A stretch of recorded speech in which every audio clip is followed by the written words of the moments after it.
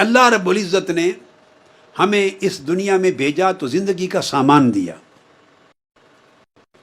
ہمیں نفس دیا، ہمیں قلب دل دیا، ہمیں روح دی، ہمیں عقل دی، سامان دیا جس کے ساتھ ہماری زندگی چلتی۔ کچھ چیزیں نفس کے ذریعے ہوتی ہیں، کچھ چیزیں قلب کے ذریعے، کچھ روح کے ذریعے، عقل کے ذریعے۔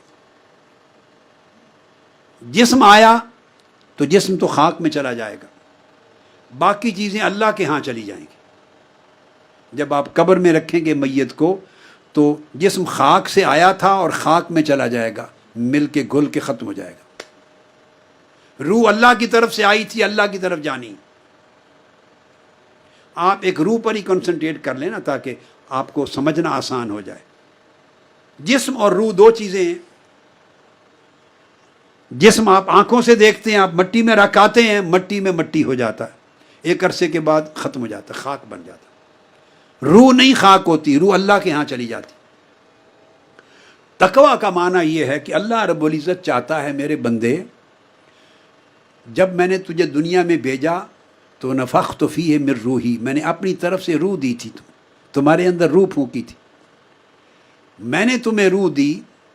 تقویٰ یہ ہے کہ جو جس حال میں میں نے تمہیں روح دی اسے حال میں مجھے واپس لوٹا۔ جس حال میں میں نے تمہیں دی تھی اسی حال میں واپس لوٹا، اسے کرپٹ کر کے نہ لوٹا، داغدار کر کے نہ لوٹا، تاریک کر کے نہ لوٹا، خراب کر کے نہ لوٹا۔ جس طرح روشن، منور، مزین، پاکیزہ، طاقتور میرا ذکر کرتی، چمکتی دمکتی روح میں نے تیرے اندر ڈالی تھی، میرا سامان یعنی میری روح جو تجھے دی، مجھے جب تو لوٹائے تو اسی حال میں لوٹا جس حال میں نے تجھے دی تھی۔ جو بندہ اس روح کے اس حال کو اسی طرح برقرار رکھے جس حال میں اللہ سے لی تھی، اسی حال میں پلٹائے، یہ روح تقویٰ ہے، یہ تقویٰ ہے۔ اب اس کی مثال دیتا ہوں۔ آپ ٹیکسی لے آتے ہیں، کار لے آتے ہیں کسی دکان سے کرائے پر، تو جس سے لاتے ہیں قاعدہ کلیہ ہے کہ نہیں کہ اسی حال میں واپس لوٹائیں؟ بولیں۔ حتیٰ کہ اگر اس نے ڈیزل اور پیٹرول ڈالا ہوا تھا ٹینکی میں تو جتنا ڈیزل اور پیٹرول لے کے آئے تھے اور اگر خرچ ہو جائے تو اپنی طرف سے ڈال کے اتنا ڈیزل یا اتنا پیٹرول پورا کر کے کار لوٹاتے ہیں۔ ایسا ہوتا ہے یا نہیں؟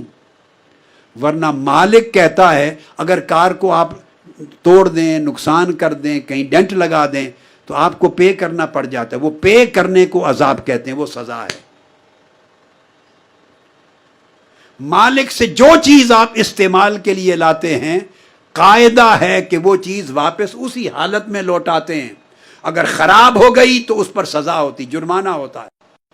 اس طرح بندے، اللہ نے آپ کو عقل دی پاکیزہ جوہر کے طور پر، اور اگر وہ کرپٹ کر دی، آپ نے خواہش کر دی، منفی کر دی، اس کو مکار بنا دیا، عیار بنا دیا، اس کو بے ایمان بنا دیا، کرپٹ کر دیا، اللہ قبول نہیں کرے گا۔ فرمایا میں نے یہ عقل تو نہیں دی تھی، مجھے اس حال میں پاکیزہ عقل لوٹا، جس حال میں پاکیزہ روح دی تھی اسی حال میں لوٹا، جس حال میں نفس دیا تھا اسی حال میں لوٹا، جیسا دل دیا تھا اسی طرح روشن دل واپس لوٹا۔ لہذا جس بندے کو یہ فکر رہے کہ مجھے اللہ نے یہ امانتیں دی ہیں، میں تو کرایہ دار ہوں، میں تو استعمال کر رہا ہوں، اللہ نے استعمال کے لیے دی ہیں، مالک نہیں بنایا۔ اگر ہم مالک ہوتے تو جیسے چاہتے مس یوز کرتے، کوئی پوچھنے والا نہیں تھا، مگر ہم تو کسی شے کے مالک ہی نہیں ہیں۔ ہمیں تو امانت دی ہے استعمال کرنے کے لیے، مالک تو مولا ہے، جس نے دیا اسی کو جانا۔ یہ معنی ہے اس جملہ قرآنی کا انا للہ و انا الیہ راجعون، اس کا یہ معنی ہے۔ ہم اس جملے کو استعمال کرتے ہیں صرف موت پر، صرف موت پر، کہ ہم اللہ کی طرف سے آئے، اللہ کے لیے تھے اور اللہ ہی کی طرف پلٹ کے جانا ہے۔ ہم نے استعمال موت کے ساتھ کر دیا ہے، نہیں، اگر موت سے نکال کر اس کو زندگی پر استعمال کر دیں تو تقویٰ نصیب ہو جائے۔ ہم اللہ کی طرف سے آئے اور اللہ ہی کی طرف پلٹ کے جانا ہے۔